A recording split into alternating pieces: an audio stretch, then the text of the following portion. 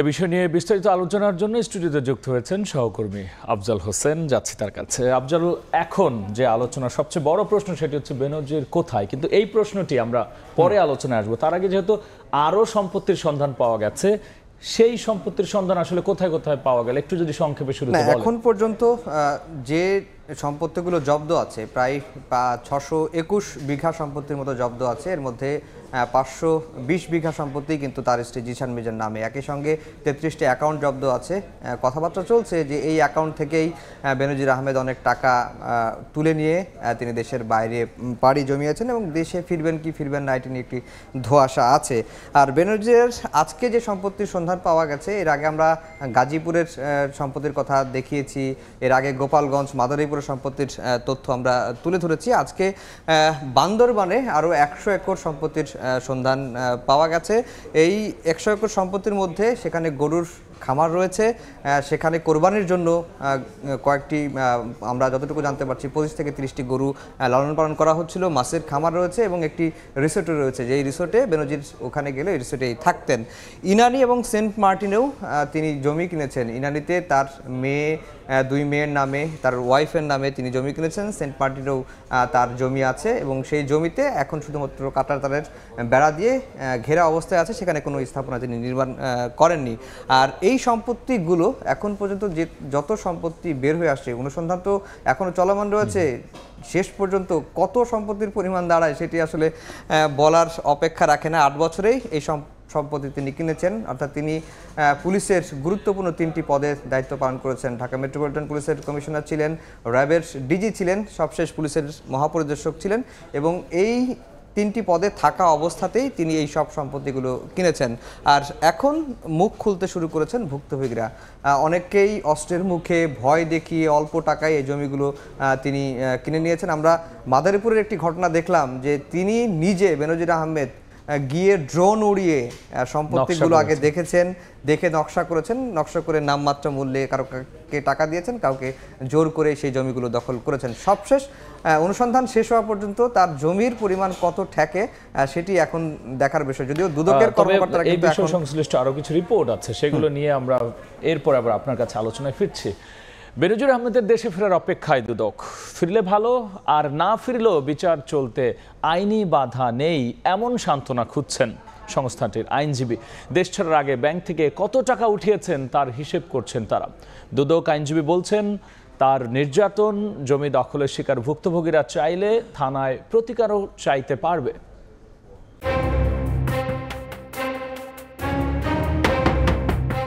যার বিয়ে তার খবর নাই, পাড়াপড়শির ঘুম নাই, যার বিরুদ্ধে দুর্নীতি, অবৈধ সম্পদের পাহাড় গড়ার কারি কারি অভিযোগ, সেই বেনজির আহমেদ এখন লাপাত্তা। দেশে নাকি বিদেশে জানে না দুদক কিংবা সরকার। ঘনিষ্ঠদের বরাতে গণমাধ্যমই প্রথম সামনে আনে পরিবার সহ বেনজির আহমেদের বিদেশে চলে যাওয়ার বিষয়টি। অথচ যে ব্যক্তি অগোচরে বাংলাদেশের সীমানার বাইরে চলে গেল, যার ফিরে আসার নিশ্চয়তাও নাই, তাকে নিয়েই এখন যত সব আলোচনা। 3 দিন আগের ঘটনা। পালিয়ে যেতে পারে এমন আশঙ্কা থেকে মামলার আগেই অতিরিক্ত পুলিশ সুপার উত্তম কুমার বিশ্বাসের বিদেশ যাত্রা ঠেকাতে আদালতের দ্বারস্থ হয়েছিল দুদক। আদালতও সেভাবেই আদেশ দিয়েছেন। অথচ সম্পত্তি, ক্ষমতা, উপর লেভেলে যোগাযোগ উত্তম কুমারের চেয়ে শত শতগুণ বেশি বেনজিরের। তিনি যে বিদেশে চলে যেতে পারেন সেদিকে খেয়ালই করেনি দুদক। 18 এপ্রিল বেনজির ও তার পরিবারের বিরুদ্ধে অনুসন্ধান শুরু হয়। গণমাধ্যমের খবর অনুযায়ী বেনজির দেশ ছাড়েন 4 মে। অনুসন্ধান শুরুর পরপরই দুদক বেনজিরের বিদেশ যাত্রা ঠেকানোর বিষয়ে পদক্ষেপ নিলে এত বিতর্কের জন্ম হতো না। তবুও আশায় বাঁচে মানুষ। দুদকও বুক বেঁধে আছে তার ফিরে আসার অপেক্ষায়। না আসলেই বাকি, আসামি থাকুক আর না থাকুক, বিচার তো আর থেমে থাকবে না, এটি এখন সান্ত্বনা। যদি আসে ওয়েল অ্যান্ড গুড, আর যদি না আসে কমিশন তার নির্দিষ্ট যে আইনি পরিধি আছে, আইনি কাঠামো, এবং সেই আইনি কাঠামোর আওতায় থেকে কাজ করে অনুসন্ধান পর্ব শেষ করবে। কাজে বিষয়টির জন্য আমাদেরকে 6 তারিখ পর্যন্ত অপেক্ষা করতে হবে। গাজীপুর থেকে মাদারীপুর, গোপালগঞ্জ থেকে সেন্ট মার্টিন পর্যন্ত ছড়িয়েছে বেনজিরের দুর্নীতির খতিয়ান। তার নির্যাতনের শিকার হয়ে সর্বশান্ত হওয়া মানুষের তালিকাও দিন দিন বাড়ছে। দুদক আইনজীবী বলছেন, ভুক্তভোগীরা চাইলে বেনজিরের বিরুদ্ধে থানাতেও মামলা করতে পারবেন। দরখাস্ত দেওয়ার একটা সুযোগ আছে, আপনি সুযোগ দিয়ে আপনার গ্রিভান্সটা পড়ে দেখেন। বেনজির যেখানেই আছেন তাকে নিয়ে ঢাকায় যে তুফান চলছে নিশ্চয় তিনি তা উপলব্ধি করতে পারছেন। মনে মনে হয়তো বলছেন, পুলিশ শুধু ঘটনা ঘটার পরে না, কোনো কোনো ক্ষেত্রে ঘটনার আগেই আঁচ করতে পেরে নিজেকে নিরাপদ রাখতে পারেন। আফজাল হোসেন, সময় সংবাদ, ঢাকা।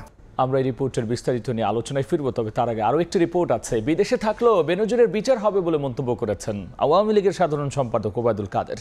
দুপুরে ধানমন্ডিতে এক সংবাদ সম্মেলনে তিনি বলেছেন, দোষী সাব্যস্ত হলে বেনজিরকে দেশে ফিরতেই হবে। এদিকে সাবেক আইজিপি কোথায় আছেন সেটি সরকার না জানলে সেই সরকার আর থাকে কিনা এমন প্রশ্ন তুলেছেন বিএনপির মহাসচিব মির্জা ফখরুল ইসলাম আলমগীর। ক্ষমতাসীনদের জবাবদিহিতা না থাকায় সম্পদ লুটের ঘটনা বাড়ছে বলেও দাবি করেন তিনি। অনিয়ম আর দুর্নীতির নজিরবিহীন উদাহরণের জন্ম দিয়েছেন বেনজির আহমেদ। সাবেক এই পুলিশ কর্তাকে নিয়ে এখন বিএনপি এবং আওয়ামী লীগেও চলছে বাকযুদ্ধ।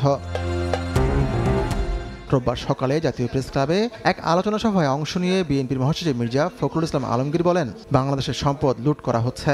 সরকারের ইন্ধনেই বেনজির দেশ ছেড়েছে বলেও দাবি করেন তিনি। এখন কোথায় যে আপনাকে আপনার সম্পর্কে আবার আমাদের প্রধান, আমাদের আইন শৃঙ্খলা রক্ষা বাহিনী, আমাদের হোমের প্রধান বলছেন তার সম্পর্কে আমি কিছু জানি না। তো রাষ্ট্র কিছুই জানে না, এটা রাষ্ট্র আছে। এখন আমাদের পত্রিকা খুললে আপনি লুট আর লুট আর লুট ছাড়া কিচ্ছু পাবেন না। অদ্ভুত।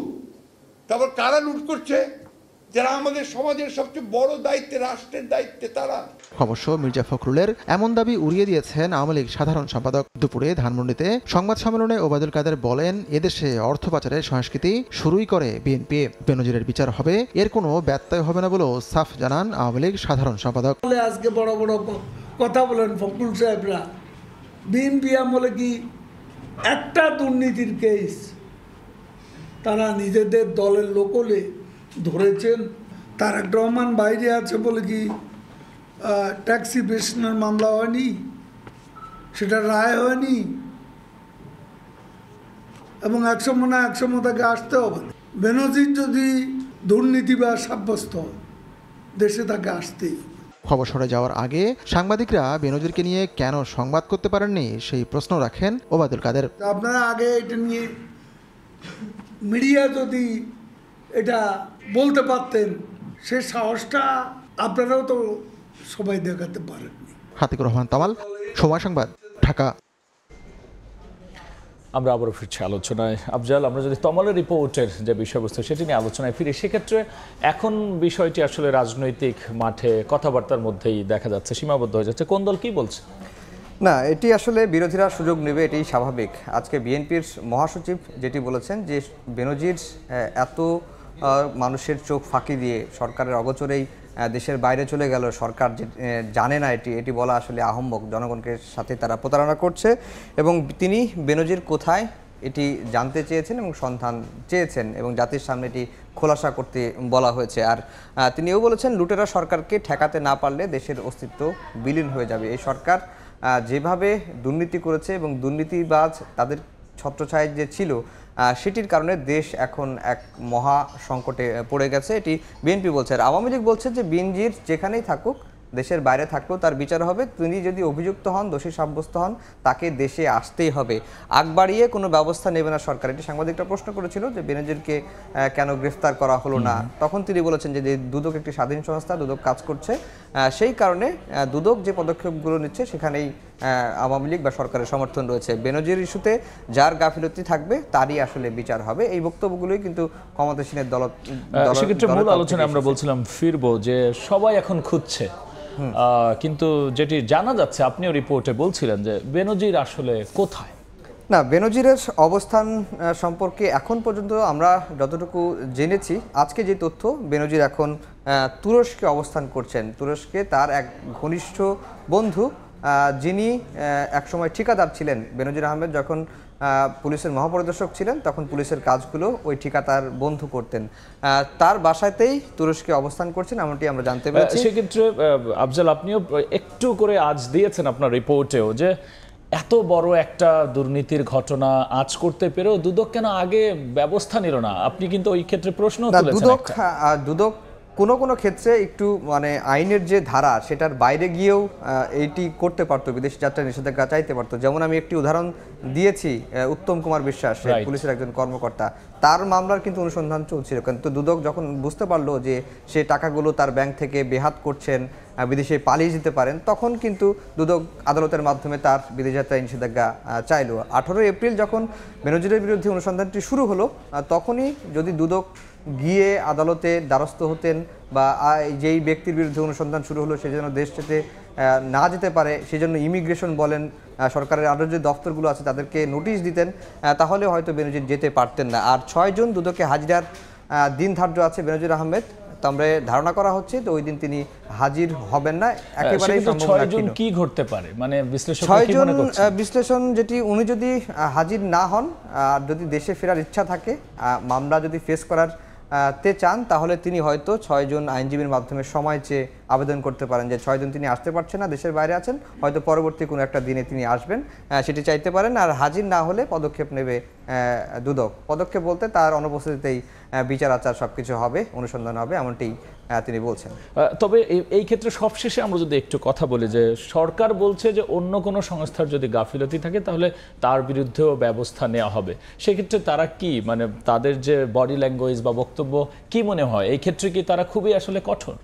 না, সরকার এই ঘটনায় কিছুটা বিব্রত, তারপরেও তারা যেহেতু সরকারের মূল নীতি জিরো টলারেন্স দুর্নীতির বিরুদ্ধে, সেটির ক্ষেত্রে এখন পর্যন্ত অটল আছে এবং বেনজিরের বিচার নিশ্চিত হোক এটিও কিন্তু ক্ষমতাসীন দল চায়, কিন্তু ভেতরে ভেতরে তারা কিন্তু একটু বিবৃতি। আপনি যেমন বলছিলেন, আমিও শুনছিলাম যে এত সম্পত্তি এবং প্রতিদিনই নতুন নতুন জায়গা থেকে বড় বড় অংশ বের হচ্ছে, এইটুকু আজ করাটা কি কোনো সংস্থার জন্য খুব কঠিন ছিল?